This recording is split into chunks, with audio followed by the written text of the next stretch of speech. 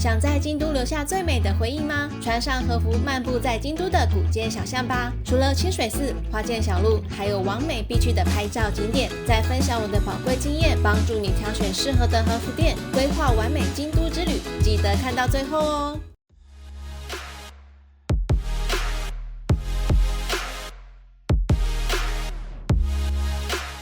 在京都的一大早就兴奋地冲去换和服，虽然最后的成品跟我想象的有落差，不过既来之则安之，赶快换好衣服，开始今天的行程吧。步行约5分钟来到第一个景点。白川町是京都历史悠久的小路，如今仍保留着古老的石板路和传统茶屋，尤其在樱花季时，河岸边的柳树和樱花交织成一幅美丽的画卷。大家可以看到这边就非常多国内外的摄影人士特地飞来支援拍照，这也是我们以前结婚的时候我们自己拍婚纱的地方。这边车道跟人走的路线是混在一起，所以来这边还是要注意自己的安全。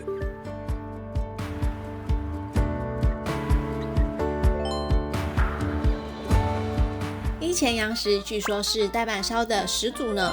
在大正到昭和初期，用面糊在铁板上煎得滋滋作响，煎成香喷喷的饼皮，再撒上葱花，淋上咸甜的酱汁，用1000的价格贩售。在那个年代啊，只要加上酱汁的料理都被称为洋食，所以这道1000就能吃到的洋食就被称为1000洋食。然后这个大阪烧它融合了非常多食物，因为我刚刚看了一下它美女上面有像是有葱，然后还有国产的和牛蛋啊、小麦粉，还有一些蔬菜等等。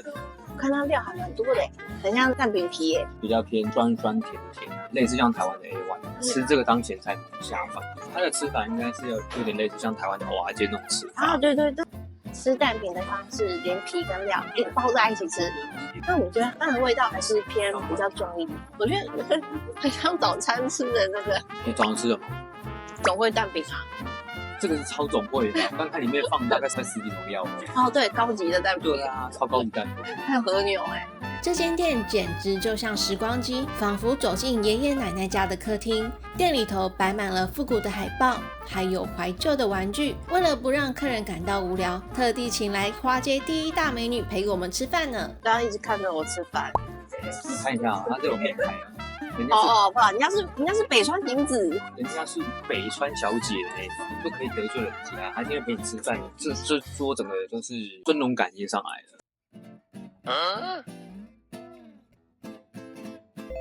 不要小看这个外观像绘马的巨石，它可是能帮你斩断恶缘，祈求良缘哦。那在石头上贴的密密麻麻的纸条是什么呢？这是许愿的行带，也就是替身符。首先到主殿参拜，让神明知道你的心意，然后在行带上写下你想要断开或缔结的缘分。拿着行带默念愿望，从石头的正面穿过洞口到背面，象征斩断恶缘，再从背面穿过洞口到正面，象征结下良缘，最后将行带贴在石头上。根据日本网友的分享，这里非常的灵验，许愿的内容一定要很具体哦。我们先来求签，然后还有分2个，一个是求缘分的，一个是求运势的。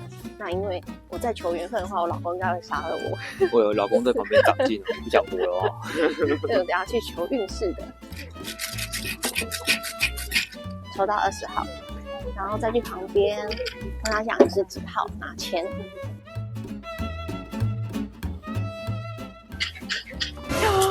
如果说你是拿到不太好的，你就可以把签折一折，然后绑在这边，就是把坏的运势留在这里就好了。我觉得抽签是其次啊，重点是不管怎么样，还是要靠自己努力，才办法去逆转一些逆境。我觉得抽到逆境对我来讲不是坏事的原因，是因为我会觉得说我今年可能更小心。人都有大起大落，你如果说每一次都是抽到大吉，那我觉得你这个签筒就是假的。所以我们现在就是把抽到的不好的签就把它绑在上面，希望把坏运留在这里就好了。逛完安井金比罗宫，在对面有间咖啡厅，刚好让我们休息一下。这间店的抹茶蒙布朗冰淇淋绝对可以列入我的最爱。蒙布朗滑顺的口感完全不会腻，酸甜的草莓撒上发光的金箔，每一口都让我少女心大喷发。如果你觉得自己常常3心2意，就来金刚寺根生堂走走吧，这里可是能帮你控制心魔、实现愿望的神奇地方。神社最特别别的就是挂满了五颜六色的许愿猴。有发现这些许愿猴被绳子绑起来了吗？象征将我们容易动摇的心给绑起来。每当我们想达成目标时，常常像猴子一样躁动而分心，这时候就想想许愿猴，提醒自己要坚定信念，朝着目标前进。除了许愿外，这里缤纷的色彩也是热门的拍照地点哦。准备好了吗？我们现在要往清水寺的方向出发啦。沿路是缓缓的上坡路，不过绝对值得哦，因为在这里有绝佳的拍照景点，可以拍到超美的五重塔。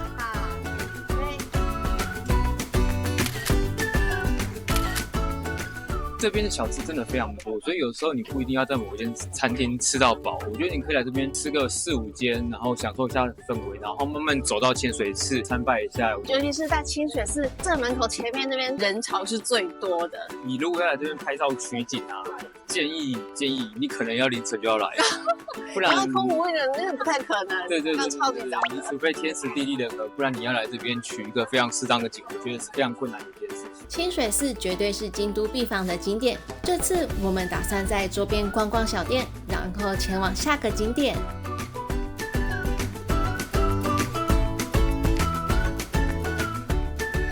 八坂神社是日本3大祭典之一祇园祭的起源地，鲜红色的外观充满日本神社风格。位于主殿前的武殿是神社内重要的场所之一，这里经常举行各种仪式和表演，周围挂满了供奉者赠送的灯笼。到了夜晚，灯笼点亮，气氛特别迷人。相较于清水寺的拥挤人潮，我认为八坂神社更适合拍照哦。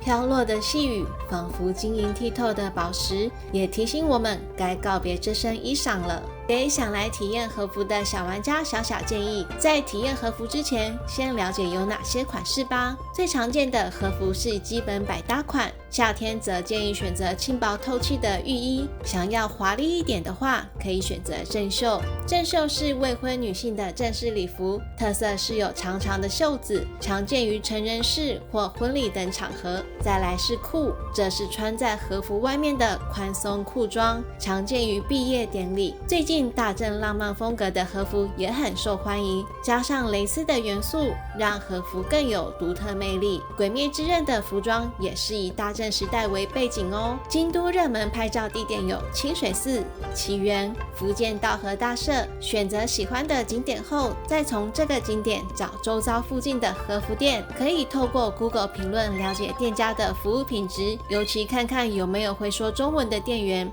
这样沟通会方便许多。每间店家的和服款式和搭配风格都不同，就像选择一位造型师，建议看看店家在社群发布的实际作品，找到自己喜欢的风格，包含服装色系、发型，可以截图下来，到时候直接给店家看。也别忘了注意营业时间和归还时间，以利安排你的行程哦。在价格方面，不同店家有不同的收费标准，比如价格是否包含发型、配件以及蕾丝是否需要另外加价。建议大家在租借前详细了解，以免产生额外的费用。提供我这次租借的价格给大家做参考。另外记得要提前预约，尤其是旅游旺季的时候，因为行程难免有变化，预约前要确认改期或取消的规定。当天取消的话，店家会收取100%的费用哦，这点要特别注意。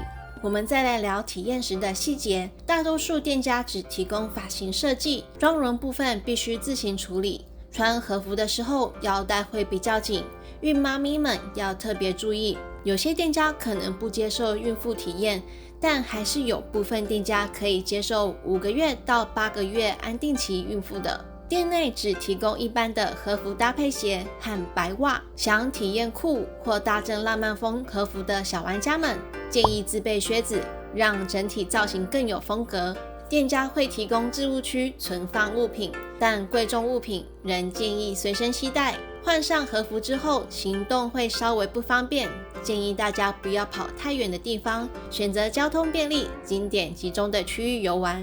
再来分享我这次的体验心得。体验的方案是包含全部配件，我给了店家参考的照片，希望他们能帮我搭配出相近的和服造型。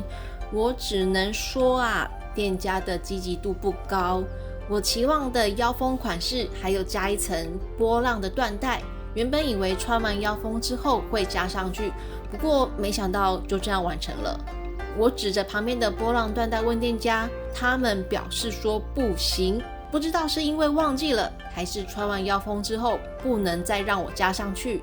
然后自己去选帽子，没人提醒我方案里面还有帽子，店家有特别提醒我衣服的下摆要用手抚平。我以前也有穿过其他家的和服，蛮纳闷为什么要用手把衣服摆平呢？结果拍完照才发现啊，衣服真的超级会翘起来见客的。再来就是发型了，头发歪歪的，还一直卡到衣服，觉得自己很像2串歪掉的丸子。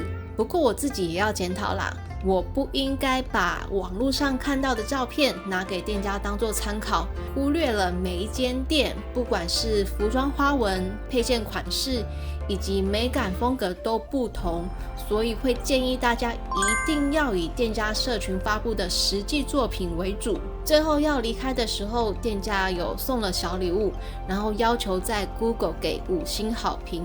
虽然这个是常见的行销手法，不过我自己也是看了这间店高评价才慕名而来，所以还是想提醒大家，网络上的评价仅供参考，建议好评、差评都要看，以及参考讨论区的体验文章，综合多方的资讯，才能做出客观的决定，找到适合自己的店家。虽然这次体验有点小失望啦，不过也是宝贵的经验，希望这个分享能帮助大家咯。现在我们大概是快5点吧，然后这边已经有点接近日落。看一下后面，火烧云很漂亮。这边也是很有名的鸭川上面的桥，所以这边的人潮很多。然后啊，因为我们换完和服之后，其实离新经济商店街也蛮近的，所以我们大概走路过去，在10分钟吧就可以到商店街继续逛咯。所以这整趟的行程都用步行的方式就可以到。然后沿路上因为非常多的商店，你不会说路跟路之间的行程，点跟点这个行程非常的无聊。对，觉得今天真的很好玩。如果说你是第一次来京都，又很想要体验和服的话，一日游，然后到清水寺绕一圈回来，真的非常好逛。晚上再去逛商店街。Go！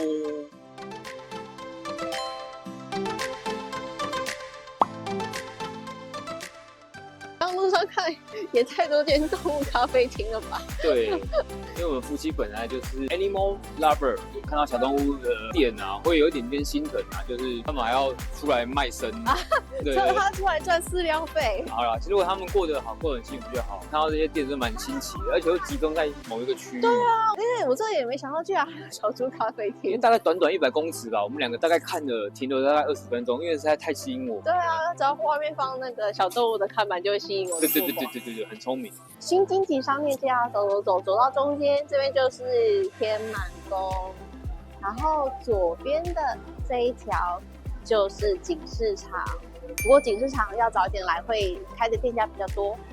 那我今天去逛新经济商店街，好，我们要来吃幸福松饼，就在这边。用日文讲就不会怂了。真的吗？日文讲一次。